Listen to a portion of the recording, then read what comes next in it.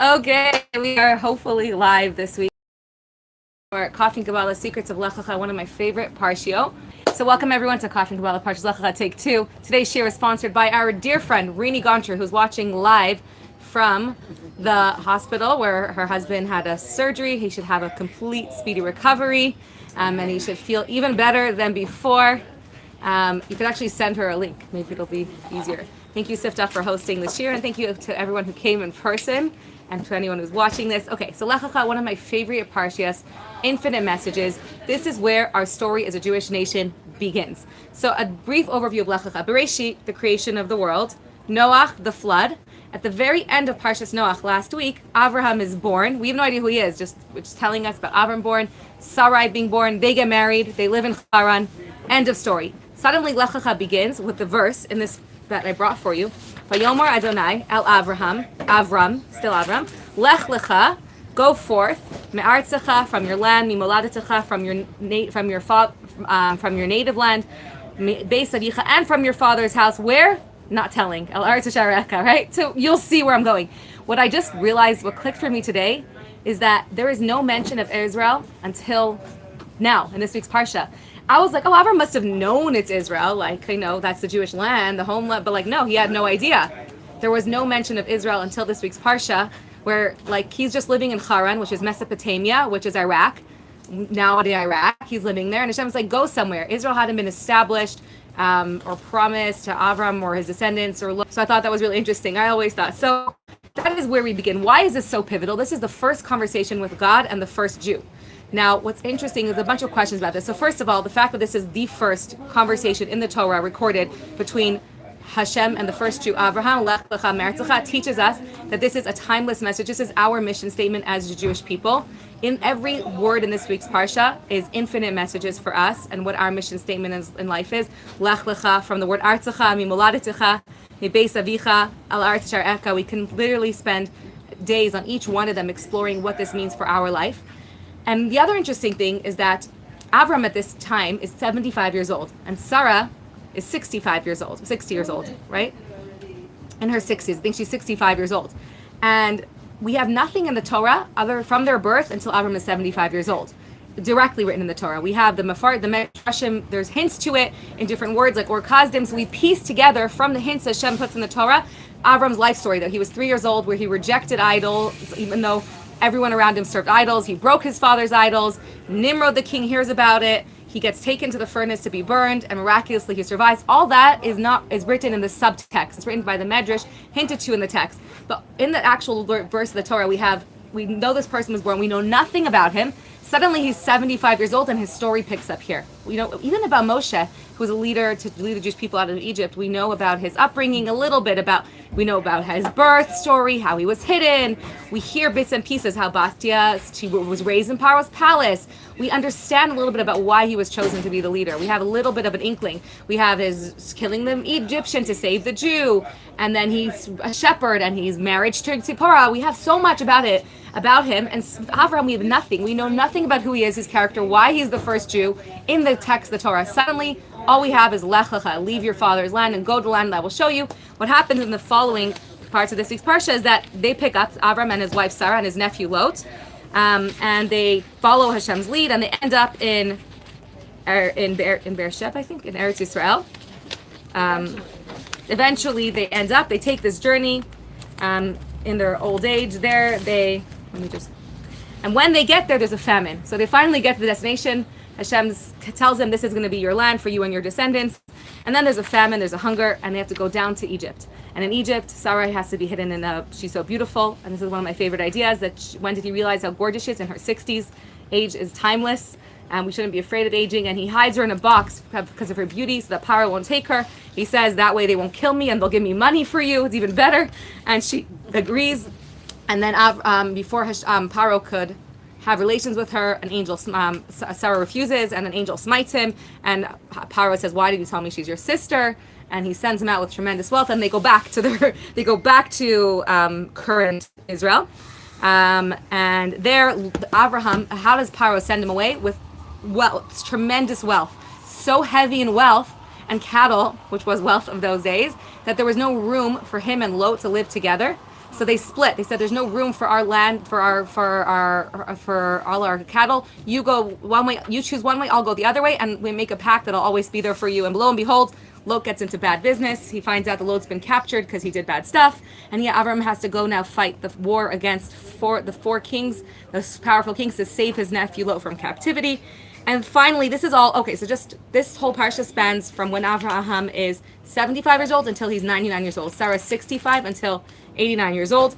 10 years after they arrive in Eretz Yisrael, they're still childless. At 75 years old, they think, oh, it's over for us, right? The stars tell us we know we're not having kids. And Sarai says, take Hagar, your maidservant, that Paro's daughter, marry her.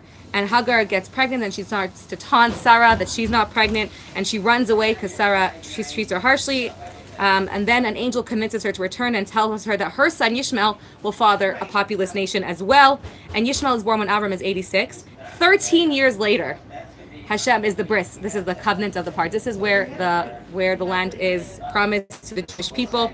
Hashem changes Avram's name to Avraham, and he takes him above the stars, and he says that under the rule of the stars, you couldn't have children, but I'm raising you above the stars, adding a hey to your name. I'm changing Sarai's name to Sarah, and you will have a son, and this son will be the father of my nation, my nation. You will call him Yitzchak, and this will be the great nation that I'll establish my special bond. And they do the bris of the covenant, and Hashem shows him all of Eretz Yisrael from the Euphrates River until the Nile, that this will belong to your descendants. This is like our first claim to like connection. We have no idea what this land is. And Hashem's like, this is where you're going to settle, this tiny little area, so tiny. This is your land. And Avram now is commanded to give himself a bris, the circumcision, and all of his descendants of the sign of the bris, and he does, and that's where the parsha ends. Okay, summary. Oh, and hello to Rina. Yeah, you made it. And hi to everyone else. Thank you. Fine. So this parsha spans these 24 years. Now, we're going to go to this verse, Lech Lecha, and the infinite messages for our lives and our mission statement between this conversation. So what we were going back and saying, why do we pick up now in the 75th year of Avram's life? What about everything else until then? Why was he even chosen? Who is he? What was his legacy? Why don't we know anything about him until now? Here is extra sources.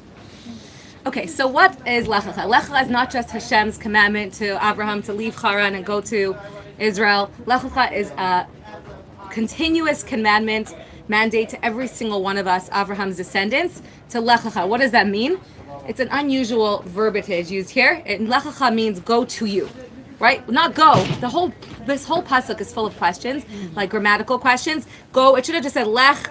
Go el Eretz Yisrael, to the land I will show you. Instead it says go to you. What does that mean? And then it says to leave your father. Obviously you have to leave where you are. You doesn't have to, if I say go, let's go there. I don't have to say leave your home, your house, the community, your neighborhood, to Gan, Efrat, and go to travel there. I would just say let's go to the mall, right? Here it says go to you and leave these three things which seem repetitive, and we're going to learn infinite messages from it. So what is Lech Lecha? Lech Lecha is a mandate to every one of us to go to you. What do we learn from this? Infinite things. The first thing we learn is that Lech Lecha is a journey to you, to your highest self, to your potential. To you, to yourself. Hashem is telling Avram, go to your deepest self. Number two is Lech Lecha means continuous growth. And it's the reminder and the mandate that our journey and growth in life is infinite. And that whenever we think we've reached a plateau and that's it, I've reached the capacity of my growth, there's always more room to grow. And because we stem from Ein Sof, we have within us a piece of infinity, a piece of godliness, which is infinite. Therefore, we house within us infinite potential. And so our potential to grow is infinite. We're never stagnant. As human beings, we're different, even greater than angels, because angels are called Omdim. They stay, they have their place, right? This is the angel of kindness. That's just his place, that's what he is. We are so much more infinite than that. We are connected to Ein Sof, and we are called Mahalchim, growers. Our whole halacha actually comes from the word of Lechet, to go. Our entire direction in life is to go, and we're going to learn later that growth is not always feel like growth. Sometimes it feels like going backwards. Growth is not linear. Growth is circular, healing and movement. But the main thing is that we're moving, not necessarily always moving in a straight trajectory, in an upwards climb. Sometimes it's a backwards climb. Sometimes it's bending down to go forwards even more. But the main thing is that we're moving, that we're traveling. Right? It's not climbing always. We're always traveling. We're always journeying somewhere, and we never stop journeying. Sometimes we feel in life like, oh, as soon as I make aliyah, I'm done. I reach the highest level, or I become a rabbi, I get smicha, that's it. Like, that's my goal. My end goal, we have like this in mind, what our end goal is. And Hashem says, Lech Lecha, you're never done. Don't ever fool yourself into thinking that your growth is done. And this is very powerful to us to know that our potential is infinite. And this is Hashem's message to Avraham. And this is why Avram's journey only began at 75 years old. So to summarize, Lech Lecha is a directive to never stop moving, and your journey is endless. That movement is not always, we'll see later why movement is not always linear, and it doesn't always feel like growth. And that Lech Lecha means go to you. Rashi says it means it's for your own benefit. This journey is going to be for your benefit. It's going to be challenging, it's going to be hard, but it's for you. This journey is for you, and on a deeper level, it's go to you, to your infinite potential. And that's every one of our mandate. Hashem is telling us, I'm putting you in this world to uncover your infinite potential that I will take you to. And how will we get there? Eretz Yisrael, to the land that I will bring you to. And we're going to learn what that means. So, going off of last week's Parsha, often we limit our greatest inhibition to us achieving our highest potential is not like necessarily the floods of Noah. Sometimes it's the outward floods of life, the chaos that life throws at us. But that was last week, and we learned how to save ourselves from that. But often, what's even a greater impediment to us reaching our highest potential, the greatest person in our own way, is me. It's the limitations that I place on myself. It's me seeing myself as much more finite than I am. It's me putting myself into a teva, so to speak, putting myself into this box that limits me, and me limiting myself.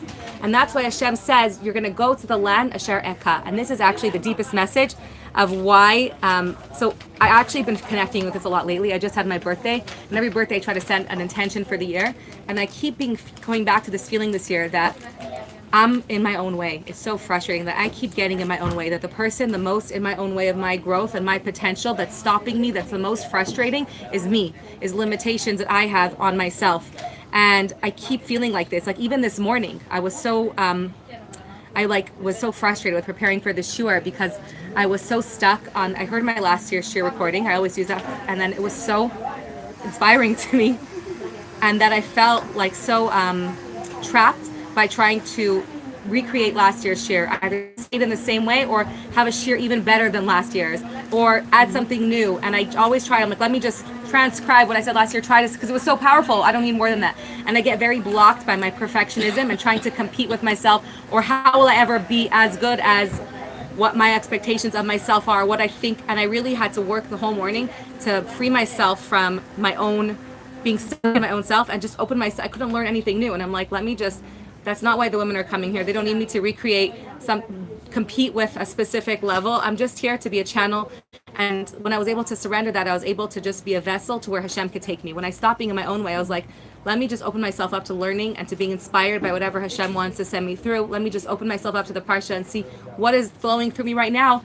And that's what I'm here for. I'm not here for my own perfectionism. And I keep getting in my own way in so many ways, and my perfectionism stopping me from just posting or sending a message or going after a job, or feeling like my fear of rejection or failure won't make me put myself out there in some sort of job or position, right? Or shidduch, or there's so many things that we're afraid of, these fears that we have that block us from being in our own way.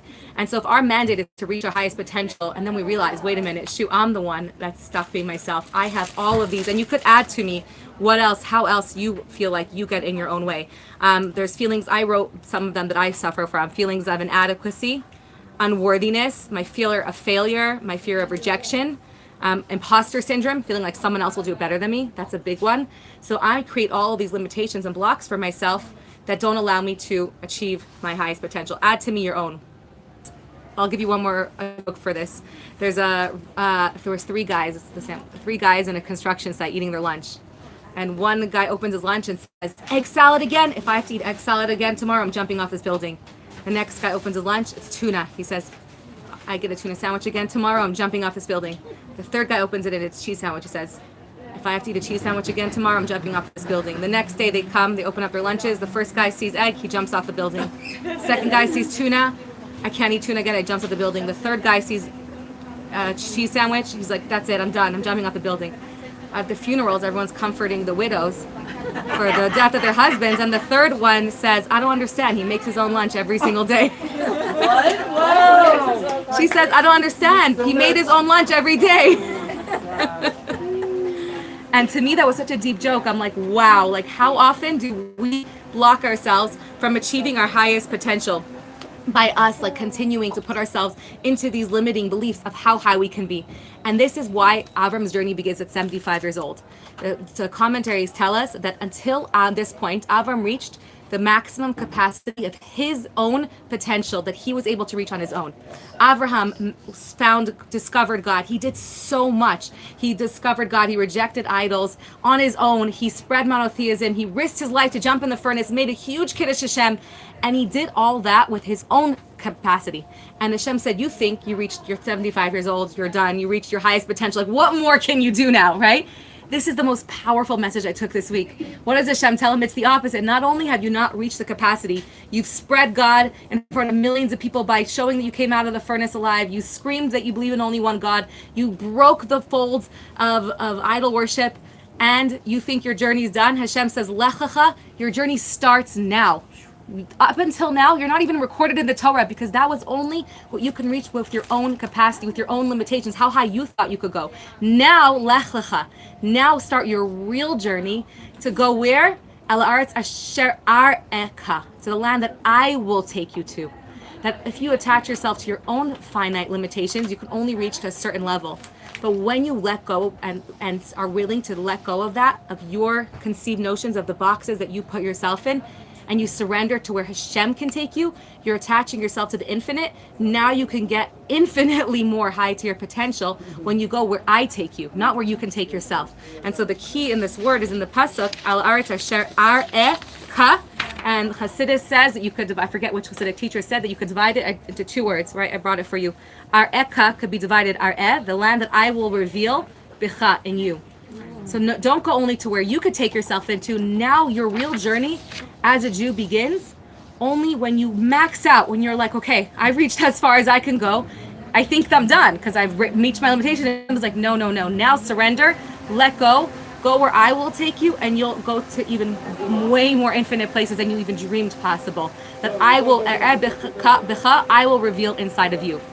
So in summary, right, till now, what we're saying is that we have this mandate to achieve our highest potential, and we achieve it not by reaching the capacities of how high we think we can go, but actually by surrendering and giving over, connecting to something way more infinite than ourselves, and letting Hashem take us on the journey where He can take us. And there's no age for that.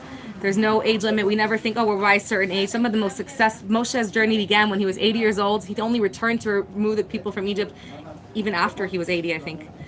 And so we have these like notions of like my age, I'm done, I've reached my capacity, retirement age, right? I just heard you say that. There's no age where your journey begins. So to me, this was so powerful that your journey begins now at 75 years old, when you've done all that you can in your own capacity. Now let me take you to your real self, to your highest self, to your truest. Yeah. It's true. Think of that. After all this, Avraham, what does he do? He fights a war single-handedly against the four powerful kings. It's unreal. He acquires his greatest wealth.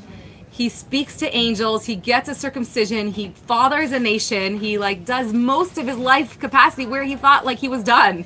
He thought okay, I think I've done enough. I think I can retire now. And Hashem is like, no. So in summary, your journey really only begins when we're willing to surrender. So now we're going to break this down.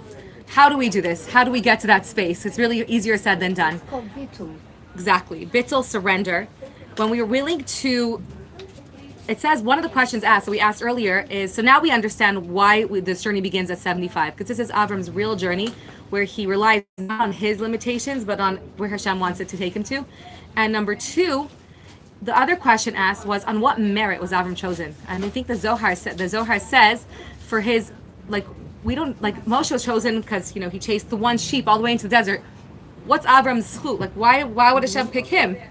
And it says because he was willing to let go and just of everything, his entire life, his father's place, his homeland, everything he knew, and follow blindly and surrender and go to the unknown. His fluidity, it says, his fluidity and being able to just go and surrender and lean into wherever Hashem wants to take him, that's what makes him chosen. And to me, I'm that gets overlooked. And I don't think enough about how much my like inner power from Avraham, and one of my greatest powers is the ability to be like Avraham. First of all, we see this in Avraham's childhood, that he was willing to challenge, to be fluid. Everyone around him believed in idols, and he was like, I can challenge that. I don't have to go with the flow. I can go beyond and take my own path. And Avram's ability to do that is what was bequeathed to us. We can look around at the world and not have to surrender to the values and the world around us. We can be like Avram. And so here in this case, Avram's ability to totally surrender and lean in and go into the path that Eretz Yisrael, to where Hashem is taking him to, that was his path. That he can let go of all of his inner attachments and go to the land that I will reveal in you. So step one, I made this into steps for myself. My step one was the first thing to do to getting to this state of our highest potential, of going where Hashem will take you, is letting go of the destination. Avram was willing to go and not know where he's going. That's huge, right? We get so stuck on like where we're heading in life and the path and the destination, and we get very blocked by what our vision of what the end looks like. We have to be ready to let go of what my end vision looks like. My end vision for success is A, B, and C. My end vision is when I reach this age, I'm going to retire. When I reach this stage of wealth, when I reach this goal. We want to let go of how we envision the destination and allow it to be how Hashem envisions the destination. That's really hard. Surrendering, like sometimes I envision I need to get married, I need to have children by a certain age. For me, I'm like, I want to reach this goal, and there's so many curveballs that Hashem throws at you, and when we cling to our vision, we end up suffering so much. Because I'm clinging to my end goal, my vision of how I wanted life to turn out, and I'm trying to recreate it, and Hashem is like, but I have way greater plans for you. And I have a crazy story I heard today about that there's a Lubavitch Shliach, Rabbi Rosenfeld, who was sent by the Rebbe to be the Shliach of Colombia, South America. And his greatest strength was he was an incredible speaker. He knew how to speak so well. And then he was sent to a country where he didn't speak a word of the language. And he was like, this is not utilizing the gifts God gave me. I'm a powerful speaker. And the Rebbe clearly said, Hashem has something way greater in mind for you. Like, you have your vision of how you'll be successful. Because I'm good at speaking. He ended up being the source of, I don't want to say how, I don't even know the number of how many people connected to Hashem, and through him, he obviously ended up learning the language, but it's still hard to articulate yourself in different language. When you can surrender how you envision your path, even if it's a good path, even if it's a good goal, we have to be able to, sometimes Hashem is nudging us in another direction where we're resisting and we're fighting. And Avraham is like, okay, take me where you'll show me, right? I thought my path was here and in Haran and I'll continue spreading. God's like, no way, I have way greater plans for you, right? Let go of your things. So step one is surrendering to be able to go into the unknown. It's very hard sometimes. Sometimes we stay, me, myself, in very toxic situations, toxic jobs, toxic boxes we put ourselves into, unhealthy habits, because I'm afraid of the unknown. I'm just so comfortable in this. And being able to, that's just another takeaway I had from this. My personal examples of this, of letting go of my vision of what the end, the journey, the destination looks like. Not necessarily needing to have my destination, but letting Hashem pick my destination for me.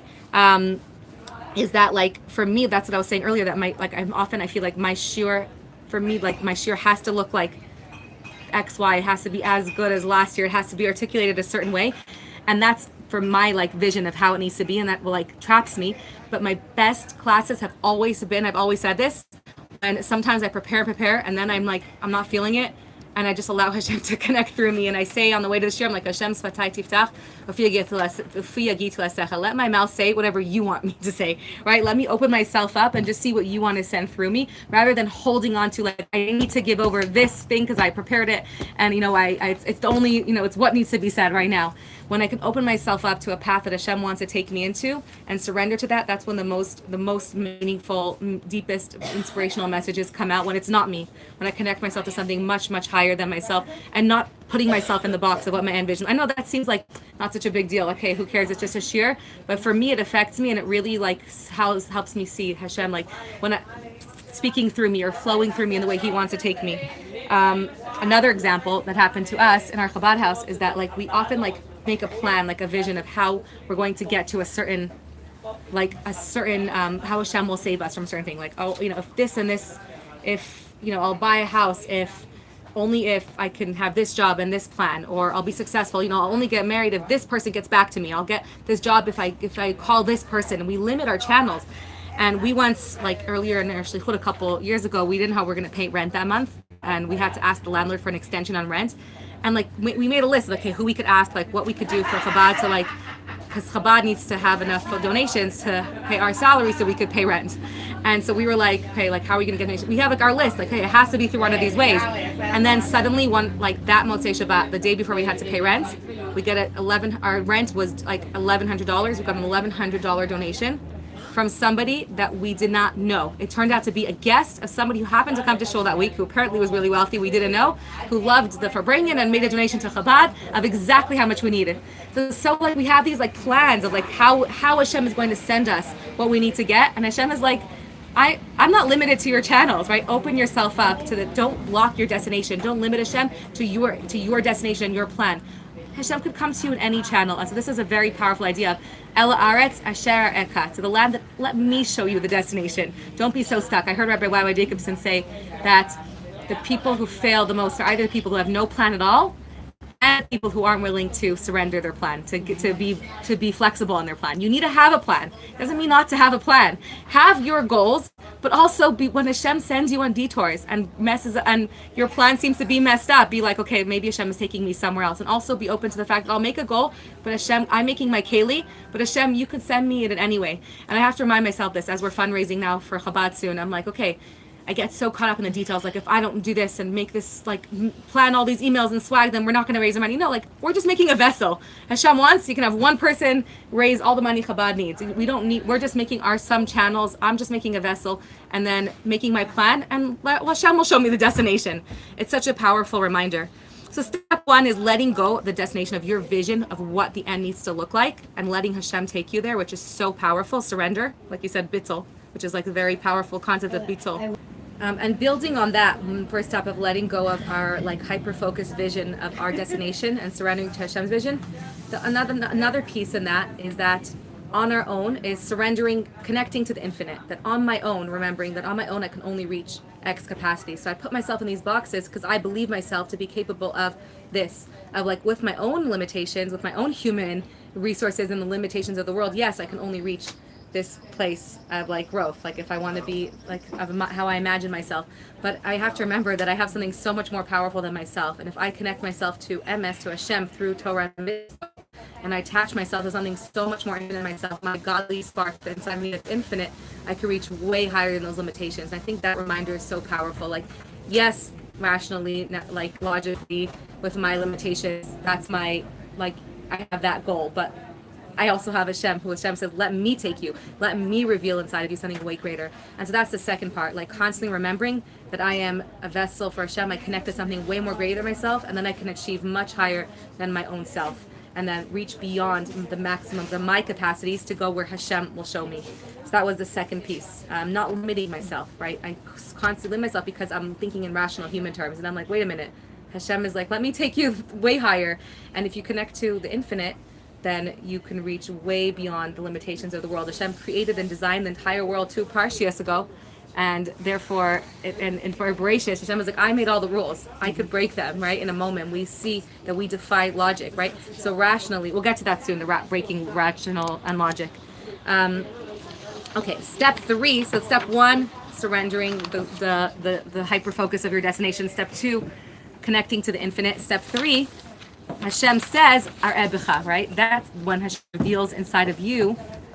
Let me reveal in you. Aretz Asher Ar Ebecha, inside of you. Thanks so much for coming. A land so much greater than yourself. A level of yourself way beyond yourself. So that was the second definition of Ar Eka, Ar Ebecha. But all that being said, now this is very challenging to achieve. The third is What? The third is that, like, that's the goal. The goal is then Hashem reveals in you your greatest potential. Hashem reveals inside of you a capacity way greater than you thought yourself to be. The famous story I always say of Rav Adin Steinsaltz, who came to the Rebbe because he had so many projects on his plate. And he asked Rebbe which project to drop. He was like writing a book and speaking and creating all these things, and the Rebbe said, do all of them and do more. And he said that at that moment, he realized that he saw himself. He said it's like an eagle who thought he's a duck. who spent his whole life thinking he was a duck, so he didn't know he could fly. He said the Rebbe reminded him that he's so much more great than he limits himself. He thought, okay, I have these human limitations. I can only do 2 of these 3 projects. I need to drop one of them. And the Rebbe's like, why are you limiting yourself? You're an eagle. Do even more. Do even more. And to me, like, that's like that powerful message. Like, not like, yes, on your own, you're one level, but when you're only so much, you only have so much capacity, but connect to the infinite and the divine, and Hashem could take you way beyond the scope of this world, which is literally what happened in the whole theme of the whole Parsha. Later on in the Parsha, 24 years later, Hashem takes Avraham outside, and it says, Vayotze otza achutza. I says to Avram, you're going to have a child. And Avram's like, what are you talking about? I'm 99 years old. The stars are in charge, and they know that I'm not going to have a child. So Hashem, Vayotze otza achutza, Vayomer habit naha shemaima. Look up to the heavens, Usfor kochavim, Umtucha lispar osam. Vayomer l'kar Yisrael, right? Look at, count the stars. Can you count them? That's how great numerous your descendants will be. Rashi says, what do you mean? Vayotze otza achutza. Obviously, if he has to look at the stars, he brought him outside. Rashi says the craziest thing. Look at this. He brought him outside the Medrash says, he raised him above the stars. He lifted him up above the constellations and says, Habet. Habet means looking down from above. He put him above the constellation and says, from now on, I'm going to add the hey to your name, with the hey that I'm adding from Avram to Avraham. The next pasuk he says, right after he says, V'lo yikar shimcha Avram, v'haya shimcha Avraham. I'm going to add the hey to your name, and from now on, you're no longer under the governing of the stars, you're above the stars. And so we see that when we connect to the infinite, Hashem says, and through the hay, it says that the hay that we get from Avraham is through the connecting to the hay books of Torah. The Zohar says this, that we now receive that hay. Anyone who committed at the covenant, or when they were born or when they converted, chose the covenant of the 5 books, receives this hay and the capacity to be above the influence of nature. The stars meaning that Hashem sent all nature through the stars, and everyone was under their rule. So yes, if you're under the stars' rule, you'll never, God forbid, have a child. But if you connect to the hay, and you have the hay of the hay books of Torah, the 5 books of Torah, you're way above the stars. You're connecting to the source that the stars get their life from, and the whole world gets their influence from, and all of nature, and you're no longer inhibited by nature. I've taken you above nature. So Vayetze otza achutza means he took him outside and rose above the influence of the stars, and from there on out, we now all have from Avraham the capacity to be beyond nature. And so we put ourselves into the box of nature, not realizing that Hashem has taken us above it. And that's the reminder to take above it. Now comes the hard part, right? Hashem says to Avram, what do you need to do to get to this place? Lech Lecha, to land. What do you need to do? This is the grammatical part of the pasuk. In the middle, suddenly he says, leave. To get to this stage of Lech Lecha, to your highest self, to your highest potential. It's easier said, what do you need to do to reach this? You need to be able to leave Artzecha, Moladetecha, and Beis Avicha. If you leave these 3 things, so if we want to get to our highest potential, we need to leave these 3 spaces, these 3 attachments that we have. Now, I was speaking to my husband about this, and it was so shocking. You would think that if someone is taking you on your journey, they're going to tell you to the infinite potential of Hashem's plan for you in this whole world. What's Hashem going to tell you? What tools do you need? What do you take with you? Right? What intentions you need to bring with you on this journey? And rather than telling him what he needs to bring with him, he does the opposite. He says, I'm going to tell you what you need to leave behind, not what you need to take with you. Right? You think you're going on your greatest life journey. Here's what you should pack. And I'm like imagine someone is taking you on a surprise trip. Not only they're not give you think they're going to give you a packing list. Not only they tell you a list of things you shouldn't pack. They're like, at least if they tell you, I'm going to take you somewhere, but I'm not going to tell you where. But pack a bathing suit. Okay, I know it's somewhere warm. Or pack a coat. Okay, I know it's somewhere cold. I'm getting an idea. Hashem says, no, don't take any. I'm not going to tell you what to take with you. I'm telling you what not to take. So it's like, don't take this, don't take that, take nothing with you. Not only that, it's like the opposite of what you would expect. I actually came to internal. I'm like, what's so beautiful about vacation? We just move our family dynamics to another house. We like rent an Airbnb. I'm like, now we're somewhere else. And I realized that the beauty of vacation is not having the stuff that holds you down. I was like, I told my husband I would never do a home birth for the main reason that I would be so stressed out by the mess in my house. That's the main thing. Our stuff, our attachments, like not just the mess, my to-do list, right? I'm so overwhelmed. When you go somewhere new and you take nothing with you, then other than you go on vacation, you take the minimum with you, You're not held down with all your attachments, expectations, the to-dos, all the things, the laundry list of things I'm not doing in my life. And so for me, I think one of the best things about vacation, even if I take my family and go to a smaller apartment than ours in a different location, the beauty is that we can be together because we don't have all of the attachments and the stuff that like distract us. Like I see this, now I have to do this, and I have to do this job, now I have to work, and I'm like, my phone rings. When I go somewhere else, I leave behind all those things. And I think that was what the mashal is here. That Hashem is saying, if you want to reach your journey to your highest self, you need to not pack things. You need to, the best tools you're going to have are the tools that you leave behind. It also relates to V'yotzeo to Chutza, right? He goes outside of his regular place. Beautiful. I love that. I love that. And connect it to V'yotzeo to Chutza. It's literally leaving your space. Sometimes we get the best clarity when I leave my space and my surroundings. I go to like the ocean where there's nothing, and I'm like, oh, when I could put behind all of my attachments, suddenly I'm like free to discover who I am and my potential physically. And that's a really good takeaway. So I titled this class, Hashem doesn't tell Avraham where to go, only what to leave behind. That's for me the title of this class. Hashem doesn't tell Avraham where to go, because it doesn't matter where you go, it only matters what you leave behind. I mean, it mattered eventually where to go, but the main thing is what you leave behind, because to go to your highest, you're not telling you where to go. Another message I took in that is because every one of us goes somewhere else. We're not all going to the same place. So it's like, go to where I will take you. Where you need to go is not where you need to go.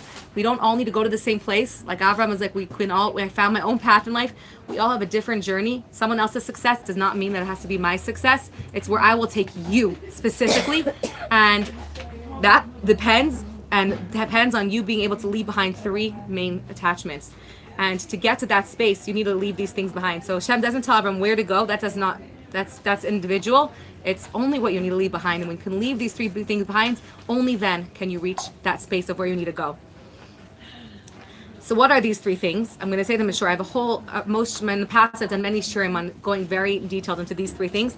But these 3 things are our attachments. We have so many attachments to our expectations of ourselves, our preconceived ideas of who we are and what we need to be in life, and expectations of others on ourselves, who others have told us we have to be, preconceived notions about our capacity and our limitations and what our limits are, and even what my end goal is, right? And Hashem says, leave all that behind, and then you can achieve the highest you can ever achieve. And then he delineates them. And something fascinating is that the commentaries say that it's actually like, well, the order of that, first of all, the redundancy. It seems like it's the same thing 3 times. Leave Artzacha, which means your land. Moladetcha, your birthplace, which is like, like your land is like your country. Moladetcha is this place you were born, like your hometown. And then Beis Avicha, your father's house. It's also written backwards, because you first would leave your father's house, then your birth area, and then your country. But here it's written backwards, and it's repetitive. Just if you want to say from where to leave, say Lech Lecha me'Artzacha, leave your land and go to the land that I will show you. The repetition teaches us infinite teachings about ourselves and what we need to be able to leave behind, the attachments that we have to let go of to reach our highest potential. So I'll break them down in very, very short. And I brought for you in the sources, like, the first thing we need to leave, and the reason it's written in this order, is Artzacha. Artzacha comes from Ratzon. It has the word in it, Ratzon, your nature. So the first thing, I'll give you a whatever. What's it called? Summary. It's Artzacha is your nature, Moladetcha is your nurture, and Beis Avicha is your intellectual capacity, your intellectual limitations. Artzacha, nature, Moladetcha, nurture, environment, external influence, and Beis Avicha is father's home, which is intellect. Artzacha, the last one is intellectual limitations. So the first thing we need to do is leave our things. Artzacha Ratzon. It says your natural desires, your natural inclinations, the things that you were born with. Right? We're all some sort of combination of our nature and our nurture. We don't know until we have clones, but we don't know. But so we're all formed. Who we are and what we believe in is formed by a combination of our nature and our nurture. The first thing I need to be able to do is leave my nature. What does that mean? Hashem made you your nature. It's beautiful. It's who you are. You should work with it. But there's times in life when our nature inhibits us, where we get very stuck in my nature, where because I'm naturally, conflict avoidant person. I want everyone to like me, or a people pleaser. I won't step up for what's right, or I'll avoid difficult conversations. Like I was telling Mariette, I'll avoid difficult conversations I need to have with people in my life. I'll be avoidant of so many things. And so my nature holds me back a lot. And I have to be willing to not be one of those people that says, well, that's just who I am. I'm a Libra, I'm a Sagittarius, I'm an INFP, I'm an ENTJ, I'm whatever, what my sign is. I'm just an introvert, I'm just an extrovert. So many times that holds us back. And that's what Avraham's whole capacity was. Avraham was the man of Ish Chesed. He epitomized Chesed in this world. But when it came to fight, Jorah taught me this, when it came to fighting Lot, he was ready to challenge his nature and say, well, I need to save my nephew now. Time to fight, time to be a fighter.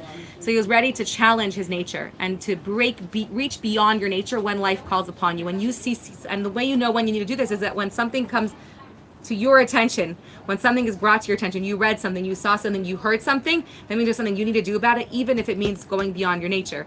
Even if sometimes my nature saying yes to everything makes me not put boundaries when I need to put boundaries, and not say no when it's for my health or my family's health, etc. There's times when and there's times when I'm a more stingy, boundary person, and I need to be able to push beyond myself to give more tzedakah, to be more generous, to say yes a lot more. And we need to be able to stretch the capacity of our nature. And if we're not willing to challenge my nature and just say, that's just how I am, that's just how God made me, take me or leave me, we end up holding ourselves back. That's the first thing we need to be able to challenge. Say, yes, I'm that way, but there's times when I could reach my greatest potential when I can go to the opposite extreme on the chart of the spheros. If I'm chesed, I can balance myself out and reach completion when I could bring and incorporate gvura and boundaries within my chesed, or I can stretch myself for it to be more generous, to let go, to surrender. If I'm a planner, I can let go. So we have to be able to surrender our nature when life calls upon it for us. When there's a situation that we see that there's something we need to do, right? I always say my biggest regrets are times when I didn't speak up because my fear of conflict or rocking the boat made me not speak up for the right thing. When I saw someone doing something wrong, and I could have protected someone or defended somebody and not standing up for the right thing. So just one of many examples. Number 2 is Moladetecha, is your nurture. Why? Moladetecha is what you were born into. It's all of the beliefs that we acquired about life, the limiting beliefs.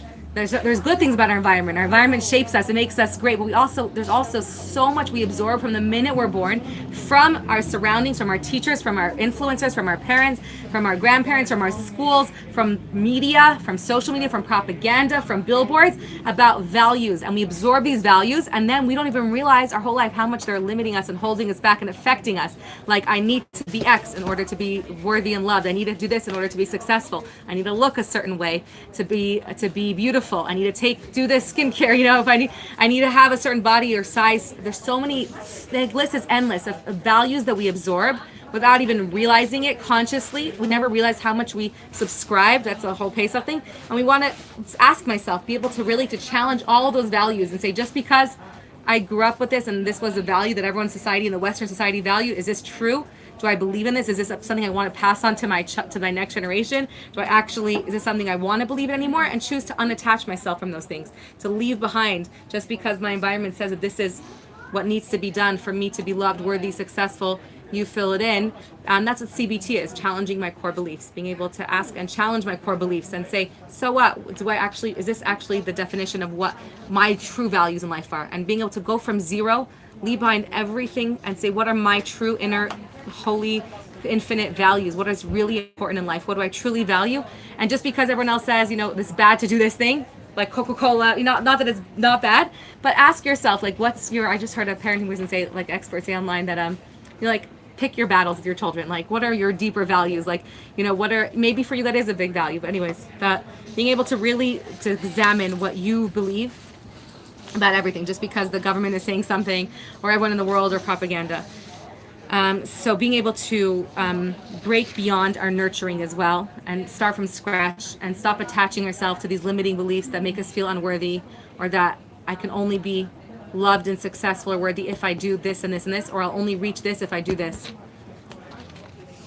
And the third one, intellect. So we want to break beyond our nature, being able to challenge our nature and go beyond our nature when life calls upon it for us. We want to be able to challenge our nurture, the beliefs and the values that we subscribe to without realizing it, and unsubscribe and unattach ourselves to those things. And number 3 is our intellectual limitations. Now, intellect is our greatest human capacity. We serve Hashem through intellect. Our intellect is our highest capacity as human beings. We're meant to challenge. We're meant to ask. The Rebbe said that there's room even for the greatest tzaddikim to challenge and question Hashem. We're not a religion that shuts down questions. We want to ask questions. We want to demand. We want to tell Hashem this is, even Moshe said, La me'os la mazeh. But at the same time, our intellect often traps us as well. And logic, there's so many levels to this, but our logic is human and it's limited. And therefore, logic often traps us by telling us, let's say, first of all, logic will tell me, logically I'll never be able to buy a house. Because, logic will tell me that I can never achieve this goal practically, rationally. And we forget that we have something way above logic, that logic is also confined to the nature of this world. And logic is very limited as well. Human logic is limited, and that we have Hashem who's way beyond logic. Logic will tell you, right, that there's no way we could win this war against this nation so much more powerful than us. And when we get trapped in logic, we have so much fear. We're like, well, logic will tell, our intellect will tell us, well, this person has to be elected for us to be safe. This deal has to go through for us to be safe.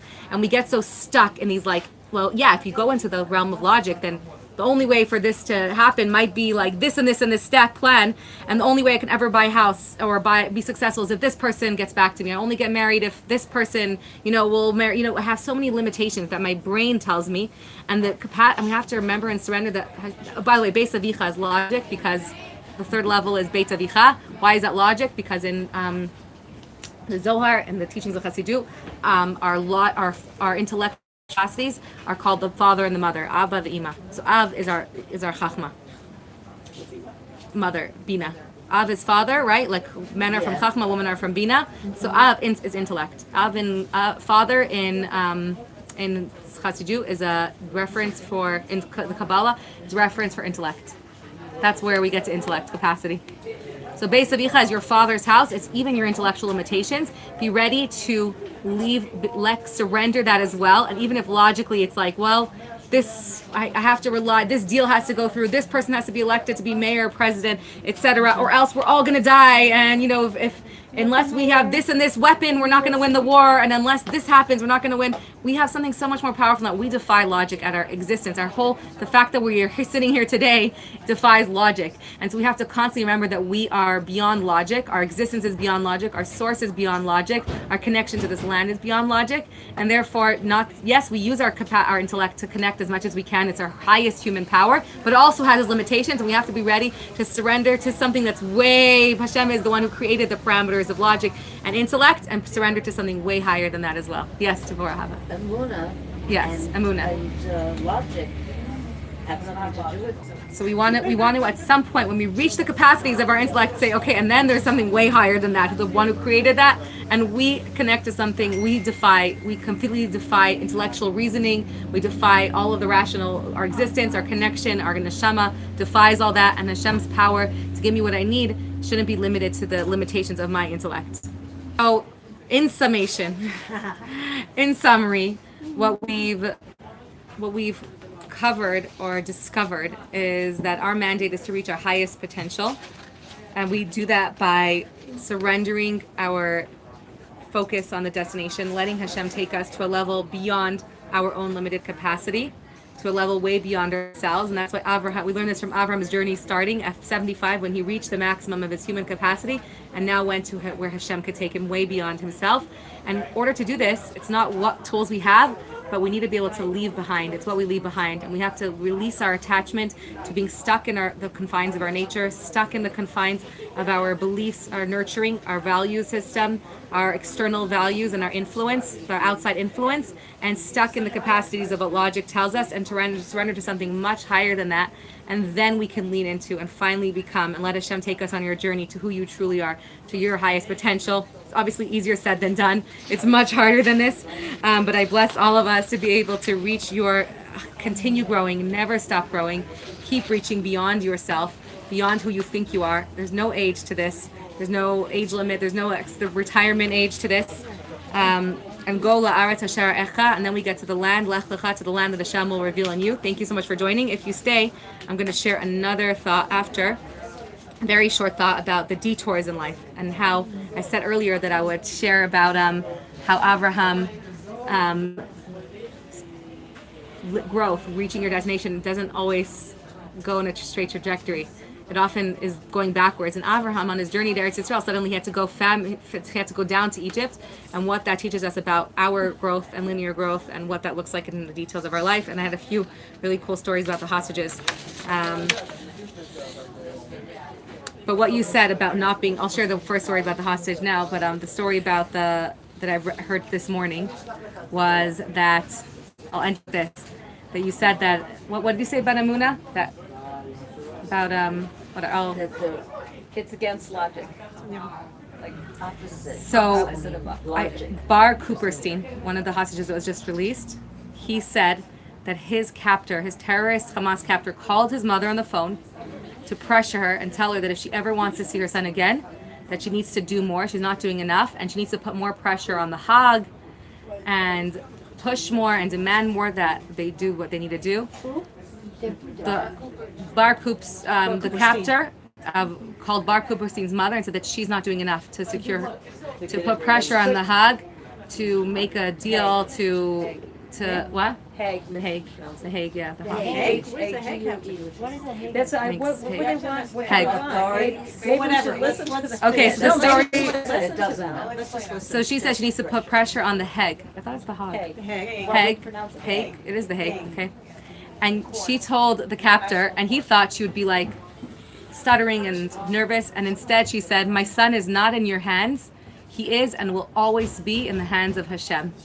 And then she didn't stop there. Then she looked at she addressed the terrorist directly, and she said, "You are also in the hands of the Creator."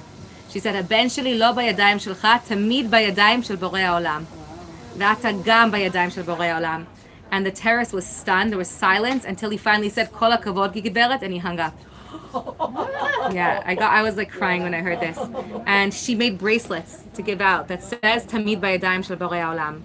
For her to be able to like see this, that beyond like logically, it's like no, he's going in logic. You have to convince this deal to go through. You have to put pressure. And she's like, no, we don't live in that level. He's not in your hands. Logically, you think like you're living in this like limited box. He's not in your hands. He's completely in Hashem's hands. I was like, I want a bracelet that says Tamid Bayadayim Shel Borei Haolam.